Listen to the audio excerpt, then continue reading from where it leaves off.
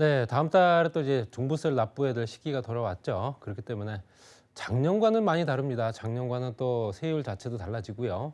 그때 부담 금액이 굉장히 커지는 상황이 됐기 때문에 지금 다주택자뿐만 아니라 고가의 주택을 갖고 계신 분들 같은 경우는 부담이 굉장히 커졌다. 이렇게 볼 수 있고요. 거기에 관련된 이제 부동산 관련 지표까지도 한번 준비를 했습니다. 그래서 조금 내용이 많으니까요. 빠르게 한번 말씀드려보겠습니다. 일단 2021년도 종부세, 종합부동산세 기준 과세 대상 같은 경우는요. 공시가격 합계액이 6억 원을 초과하는 자까지 포함되어 있고요. 1세대 1주택자 같은 경우는 원래 당초에는 9억 원이었죠. 9억 원에 이제 11억 원으로 이제 2억 원 정도 상향한 거고요. 6월 1일, 그러니까 올해 6월 1일 이후부터 등기부등본상에 해당 주택을 소유한 자라고 되어 있습니다. 그래서 실제적으로 이제 매년 4월에 발표한다라고 보시고 실거래가의 한 60% 정도 수준이다라고 얘기합니다. 그래서 과세 대상별 공제액까지 보게 되면 기본적으로 6억 원까지는 실제로 공제를 받을 수 있다는 얘기겠죠. 그러니까 6억 원이 초과되는 부분에서 이제 세금을 납부하시는 거고요.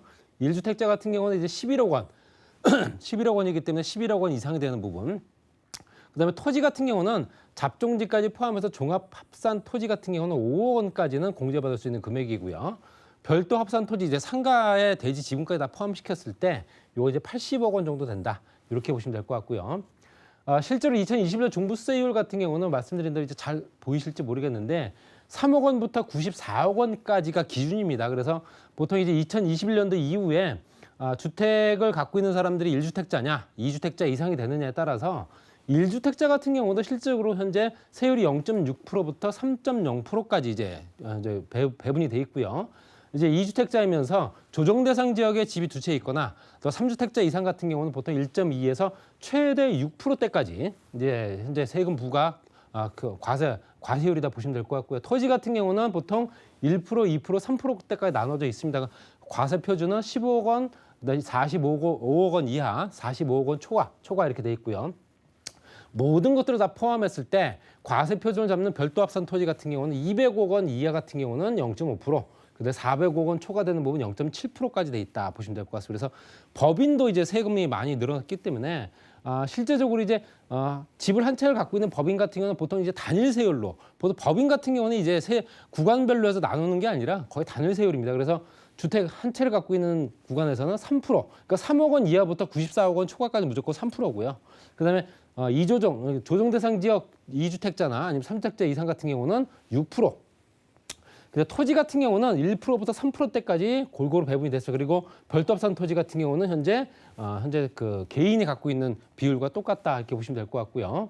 자, 공정시장가액 비율이 말씀드린 대로 2020년도에 90%, 2021년도에 95%, 내년에 이제 100%가 되죠.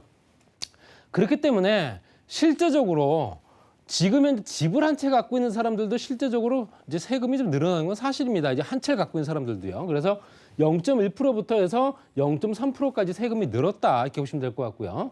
3주택 이상이나 조정 대상 지역의 2주택자 같은 경우는 0.6에서 최대 2.8%까지. 그러니까 이거는 구간을 말씀드린 대로 3억 원부터 94억 원까지죠. 그러면 지금 현재 공정시장가액 비율이라든가 세금 부과되는 과표 같은 경우가 과연 다른 나라와 비교했을 때 어떤가? 우리가 OECD 국가 GDP 대비, 그러니까 국민 소득 대비 현재 부동산 관련 세금 비중이 얼마나 되는가 봤더니요. 실제적으로 영국이 1위고요. 그 다음이 우리나라입니다. 그러니까 현재 세금 비중이 크다는 얘기죠. 그만큼. 근데 실제로 4.28%고요. 이거 재산세부터 양도소득세까지 따졌을 때요. 프랑스가 3위. 그리고 실제적으로 2018년도에 3위였다가 2020년도에 세율이 조정이 되면서 2위로 올라섰죠. 그렇기 때문에 당연히 부동산, OECD 국가 중에 GDP 대비 현재 부동산 관련 세금 부담은 낮지 않다. 현재 전 세계적으로 봤을 때 2위 정도 하는 수준이다. 그렇기 때문에 당연히 조금 높다라고 현재 얘기할 수밖에 없다는 얘기고요.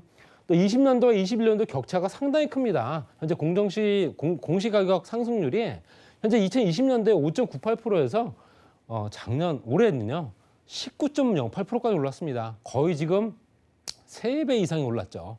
그렇기 때문에 세금도 많이 늘어날 수밖에 없다는 얘기고요. 재산세 당연히 늘어날 수밖에 없죠. 주택분 징수의 변동률도 14.2%대까지 2016년도부터 2020년도까지 봤을 때 14.2%, 6%대였던 게 14.2%대까지 거의 2배 이상 올랐다 보시면 될 것 같고, 그래서 변동률을 보시게 되면 그만큼 세금 부담이 커졌기 때문에 이런 물건들이 시장에 이제 대량 방출이 돼서 풀려야 되는데 그렇지도 못했기 때문에 집값은 계속 변동이 없고 상승하고 있다라고 보시면 될 것 같고요. 또 이제 집을 한 채 갖고 있는 사람, 특히 1세대 1주택 단독 보유했을 때 이거를 현재 실제로 혼자만 갖고 있는 부부 공동 명의가 아니라 갖고 있는 사람 같은 경우는 고령자인 경우에는 이제 어느 정도 공제를 받을 수 있죠. 그래서 60세부터 65세 구간별로 봤을 때 65세에서 70세, 그다음 70세 이상으로 봤을 때는 고령자 공제율이 현재 20에서 30, 40%. 그러니까 실제적으로 장기 보유 특별 공제율이 20에서 40, 50%였는데 장기 보유 같은 경우도 실제로 20에서 40, 50% 정도 해야 되고 공제율은 20에서 40% 정도까지로 현재 추정된다 보시면 될 것 같아요. 그래서 실제적으로 장기 보유하면서 고령자인 경우에는 고령자의 장기 보유는 특별하게 변동사항이 없는데 실제적으로 현재 장기 보유하거나 고령자인 경우에는 10%씩 올라간 건 사실입니다. 그렇기 때문에 당연히 세금도 좀 줄지 않았냐라고 얘기하는데 이거를 공동 명의로 봤을 때는 현재 특례 적용 받는 기준으로 봤을 때는 2021년도 6월 1일 기준으로 판단을 합니다. 그랬을 때 지분율이 큰 자가 이제 단독 보유라고 보시면 될 것 같고요. 그래서 실제적으로 공제 금액은 11억 원, 말씀드린 대로 11억 원이고요. 이제 공동 명의로 갖고 있을 때는 각각의 납세 의무자가 되면서 그다음에 각각 현재 공제받을 수 있는 금액이 6억 원씩이기 때문에 12억 원이 됩니다. 그러기 때문에 당연히 1억 원이 더 늘어나네라고 얘기하지만 세액 공제를 받을 수가 없기 때문에 실제적으로 단독 보유를 하고 있느냐 아니면 공동 명의로 하고 있느냐는 세액 공제를 받을 수 있는 연령대냐 아니냐 이걸 따지셔야 됩니다. 그렇기 때문에 무조건 1억 원을 더 받을 수 있기 때문에 더 좋은 게 아니라 기본적으로 최대 80%까지 세액 공제 받을 수 있는 연령대가 있고요. 납세 의무자 연령 보유 기간 기준 봤을 때는 저기 말씀드렸던 60세냐 65세냐 또 70세 이상이냐에 따라서 각각 20에서 30, 40%대까지 공제받을 수 있는 금액이 있기 때문에 오히려 단독 보유가 실제로 현재 세액 공제 받을 수 있는 금액까지 따지게 되면 세금을 덜 낼 수 있다라고 말씀드릴 수 있고 그러니까 이런 부분도 내가 현재 연령대나 장기 보유냐 이거 따졌을 때 세액을 공제받을 수 있는 금액 비율이 어디가 더 높으냐 이걸 따지시고 결정하시는 게 낫고요. 그래서 세부담 상한선을 개정을 했는데 세부담은 전년도 대비하는 겁니다. 그러니까 2020년도 대비 2021년도는 이 정도 선까지만 올리겠다라는 기준이고요.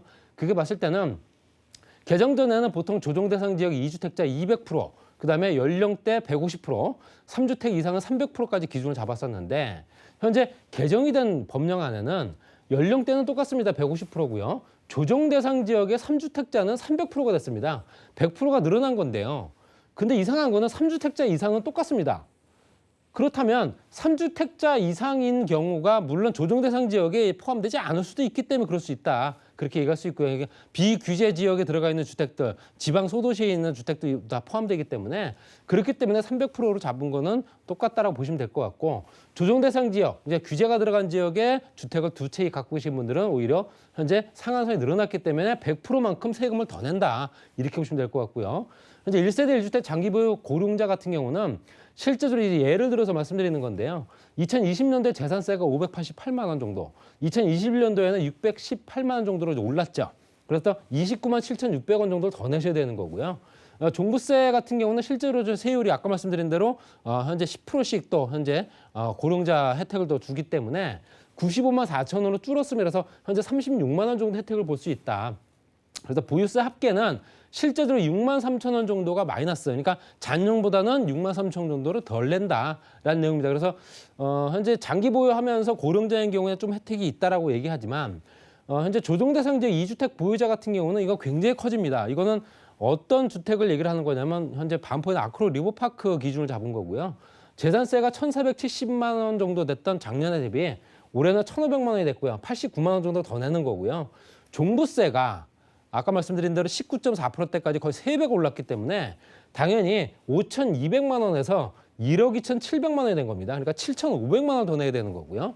또 보유세를 총 합쳤을 때 재산세, 종부세까지 합쳤을 때 7,600만 원 정도가 더 부담이 된다. 내년에는 이 금액보다 더 높아진다라는 얘기입니다. 100%대까지 되기 때문에 그렇기 때문에 이런 주택들이 대부분 다 고가 주택이죠. 고가 주택들이 대부분 다 시장에 풀릴 수 있는 가능성이 있지 않겠냐 하지만 이주택을 매입할 수 있는 세대들이 대부분 다 대출을 활용한 세대들이 아니라 현금 보유 부자들이기 때문에 당연히 현금을 들고 있는 부자들만 더욱더 현재 부자 증식이 된다라고 얘기할 수 있습니다. 현재 지역별로 봤을 때 이건 이제 지표를 말씀드리는 겁니다. 그래서 지역별로 전세 가격이나 매매가가 얼마나 올랐는가 봤더니요. 2년 동안에 이제 2020년도부터 이제 올해까지 봤을 때 2년 동안에 수도권 지역이 16.7%, 5개 광역시가 9.8%, 기타 지방이 5.3%, 기타 지방에 있는 소도시까지도 다 전세값이 올랐고요. 지역별로 아파트 실거래가 추이를 보게 되면 실제로 수도권 지역이 58.5% 정도 올랐습니다. 그리고 5개 광역시가 26.5%, 기타 지방이 2.1%. 그렇지만 중요한 거는 이 상향선이 현재 끝을 모르고 계속 오르고 있다는 거죠. 꺾임새가 보이지 않는다는 겁니다. 그렇기 때문에 더욱더 집 사기가 더욱더 어려운 상황이 됐다라고 얘기하는 거고요. 이 인허가 물량이라든가 분양 물량 보게 되면 공급을 얼마나 현재 안 하고 있는가를 알 수 있습니다. 그래서 실제적으로 2016년도부터 쭉 봤을 때 인허가 추이를 보게 되면 현재 주택 인허가 받은 물량이죠. 72만 가구였던 2016년도 배에서 실제로 2022년도에는 51만 가구밖에 안 됩니다. 작년도 올해 대비 뭐 한 3만 가구가 늘어났다고 하지만 그래도 51만 가구밖에 안 되고요. 분양 물량도 당연하죠. 분양도 현재 실제적으로 46만 가구에서 우리가 40만 가구밖에 안 되기 때문에 공급량은 계속 줄어들고 있는 상황에서 각종 규제들만 들어갔기 때문에 매물 잠김은 더욱더 심화되고 있다 이렇게 보시면 될 것 같고요. 건설 수주 전망도 보시게 되면 간단하게 말씀드리면 공공이냐 민간이냐 토목이냐 건축이냐 주거냐 비주거냐 이렇게 따졌을 때 실제적으로 연간 작년 대비 올해 대비 내년까지 봤을 때 내년에 이제 물량 잡힌 것들이 있기 때문에 내년에는 실제적으로 공공 분양은 0.9% 정도가 늘어나지만 민간 부분에 마이너스 0.1%, 민간 주택 사업이 현재 활성화가 안 되고 있지 않습니까? 그렇기 때문에 0.1%, 거기에 건축 분야도 당연히 마이너스 1.1%, 마이너스로 가고 있다는 얘기죠. 거기에 비주거가 마이너스 3.7%, 주거는 1.2%가 더 늘어나긴 해도 전체적으로 봤을 때도 건설 물량도 그만큼 준다. 당연한 거죠. 분양 물량이 없다는 얘기는 건설 물량이 없다는 거고요. 이런 형태로 가기 때문에 집값을 잡기는 앞으로도 요원하다 이렇게 말씀드리고 싶고요. 내년도 주택시장은 당연히 오를 수밖에 없다라고 현재 통계가 나온 겁니다. 그래서 전국에 2.0% 정도가 오를 거고 더욱더 문제는 전세값이 6% 이상 오른다. 이제 집을 사지 못하기 때문에 그 매매 수요가 현재 임대 시장으로 흘러들어가면서 당연히 전세 경쟁이 더욱더 치열해졌다는 얘기입니다. 그래서 6.5%대까지 오른다라고 얘기하기 때문에 굉장히 심각하지 않을까라고 얘기하고요. 수도권 지역이 현재 실제적으로 3% 정도가 오를 거다. 전국적으로는 2%고요. 수도권은 현재 실제로 서울, 경기, 인천을 얘기하기 때문에 부동산 시장을 주도하는 지역이죠. 마지막으로 말씀드리면 실제적으로 정책 지원을 어떻게 할 거냐. 임차 시장과 현재 주택을 갖고 있는 사람과 봤을 때는 무주택 임차 가구가 38.8% 정도 되고요. 그다음에 자가 보유 임차 가구, 집은 갖고 있으면서 내가 새로 사는 사람들 있지 않습니까? 합쳤을 때 42% 정도 됩니다. 거기에 현재 자가 보유, 내가 보유하면서 거주하는 사람들 같은 비율도 61.2%. 이거는 공공이냐 민간이냐 따질 거 없이 투트랙으로 임대주택이 공급이 된다. 무조건 공공으로만 할 게 아니라 민간주택도 활성화시켜야 된다는 얘기고요. 임대인, 임차인을 모두를 위한 임대차 제도가 나왔으면 좋겠다. 이건 임대차 3법에 대한 얘기 같습니다. 굉장한 악법이죠. 그렇기 때문에 이것들을 현재 실제적으로 조금 더 보정을 해야 된다는 얘기 같고요. 주택 보유자의 세부담을 정상화해서 실제적으로 시장에 물건이 풀릴 수 있는 여건들을 만들어주고 일시적으로라도 양도세를 완화해주고 기존 주택들이 빠르게 공급될 수 있게 한다면 서울 지역에 특히 이제 수도권 지역의 집값을 잡을 수 있는 어떤 초석이 되지 않을까 이렇게 말씀드리고 정리하겠습니다.